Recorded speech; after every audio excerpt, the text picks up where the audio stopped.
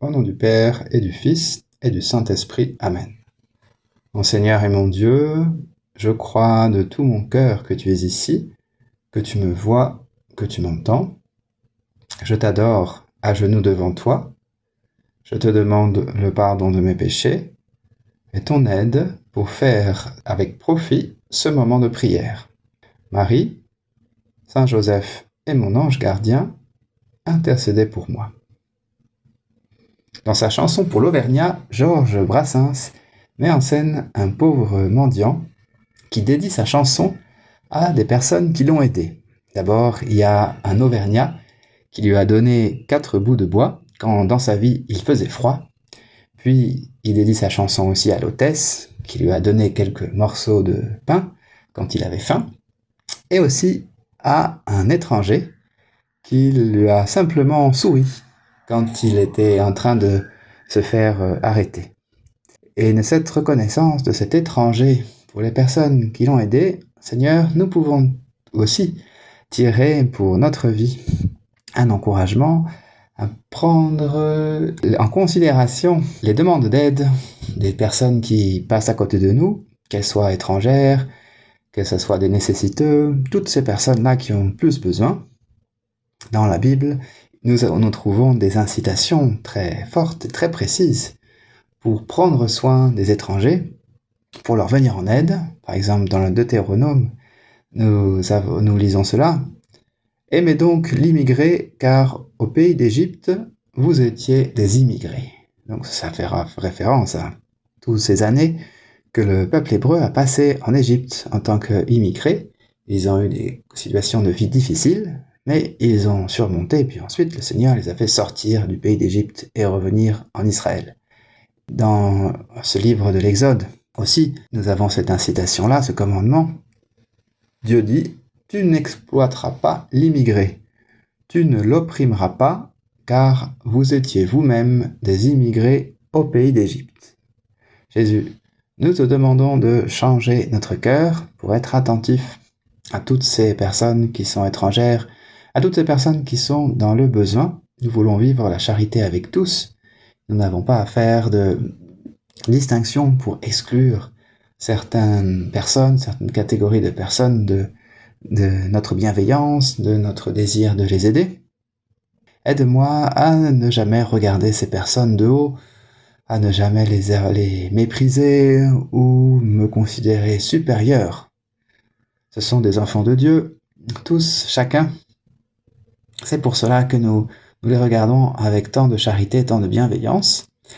Et si c'est difficile, nous demandons la charité.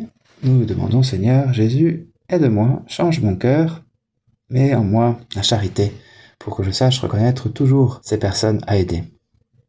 Au temps de Jésus, aussi, dans l'Évangile, nous voyons qu'il y a de nombreux Juifs qui avaient tendance à mépriser les étrangers.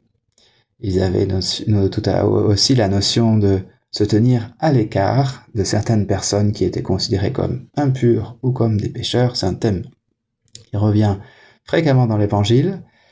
Et pour tout un tas de Juifs, il fallait se purifier, même après certains contacts avec des personnes impures, des étrangers.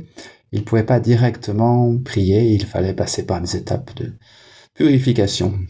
Seigneur Jésus, tu nous apprends au contraire, à sourire aux pécheurs, à leur subvenir à leurs besoins, à être attentif, à faire un petit geste, à consacrer ce temps-là. Tu nous apprends à aimer Jésus tout le monde. Tu as aimé tes disciples, tu as été patient avec eux, tu les as formés, tu les as corrigés quand ils ne respectaient pas les uns et les autres, les Samaritains. Nous devons prier au moins pour toutes ces personnes-là que nous rencontrons. Peut-être que nous ne pouvons pas aider tout le monde ou consacrer du temps à toutes les personnes que nous voyons dans le besoin. Mais nous avons, Seigneur, la possibilité de prier pour tous ces gens-là que nous rencontrons ou dont nous avons connaissance et que nous ne pouvons pas aider. Jésus, aide-moi à toujours, au moins, les prendre dans ma prière. Au moins les regarder, leur faire cette petite offrande d'un « Je vous salue Marie », d'un « Souvenez-vous », une prière encore plus brève, peut-être une oraison jaculatoire. Et dans l'évangile d'aujourd'hui, nous avons le cas aussi d'un étranger, un Samaritain, donc qui était des voisins, mais aussi qui était considéré comme hérétique. Et aujourd'hui, dans cet évangile, Jésus loue un étranger. Cet évangile, il est assez original. Il nous présente un miracle où l'on voit un groupe de personnes. C'était 10 lépreux. Et ces 10 lépreux t'ont demandé « Jésus, Maître, prends pitié de nous. » À cette vue, Jésus leur dit « Allez vous montrer aux prêtres. » Bon, voilà, ils y vont, ces 10 lépreux, et en cours de route, ils furent purifiés. L'un d'eux, voyant qu'il était guéri, revint sur ses pas en glorifiant Dieu à pleine voix. Il se jeta face contre terre aux pieds de Jésus en lui rendant grâce. Or, c'était un Samaritain. Et Jésus va louer le fait que cette personne lui ait remercié, lui ait rendu grâce. Les autres, les 9 autres, ils ont été guéris, mais après, ils sont partis. Jésus s'est même demandé, et tous les 10 n'ont-ils pas été purifiés? Les 9 autres, où sont-ils? Il ne s'est trouvé parmi eux que cet étranger pour revenir sur ses pas et rendre gloire à Dieu. Jésus, tu es attentif quand on t'en remercie. Et c'est un autre enseignement de cet évangile. Nous avons à te remercier Jésus, remercier Dieu, louer le Seigneur, comme tu nous as montré. Et ici, précisément dans cet évangile, tu reproches à ces 9 autres de ne pas avoir fait demi-tour pour te remercier.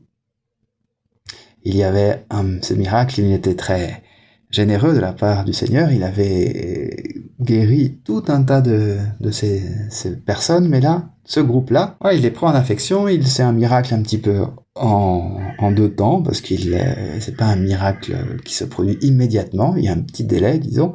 Jésus il dit d'aller se purifier aux prêtres, et ensuite, dans leur trajet seulement, ils sont purifiés. Mais Seigneur, quand nous sommes exaucés, même après un certain temps, nous devons nous rappeler que le Seigneur, parfois, il nous fait attendre. Le Seigneur, il nous laisse demander avec persévérance pour une même intention, et il a prévu de nous exaucer un petit peu après, pour que nous fassions quelque chose pour augmenter notre foi, augmenter notre espérance, augmenter notre charité. C'est ce qui s'est passé ici avec ces 10 lépreux. Il y a ce petit délai. Mais cet étranger-là, il a su rendre grâce à Dieu, et tous peuvent rendre grâce. Nous avons à ne pas faire exception de personnes, nous n'avons pas à faire des distinctions entre les personnes. Jésus, tu nous incites à considérer chacun et aller chercher chacun, les aider là où ils se trouvent. Jésus termine en disant « Relève-toi et va, ta foi t'a sauvé ». Nous devons changer notre regard, c'est-à-dire considérer toutes les personnes comme des personnes que nous pouvons aider, quelles que soient leurs conditions.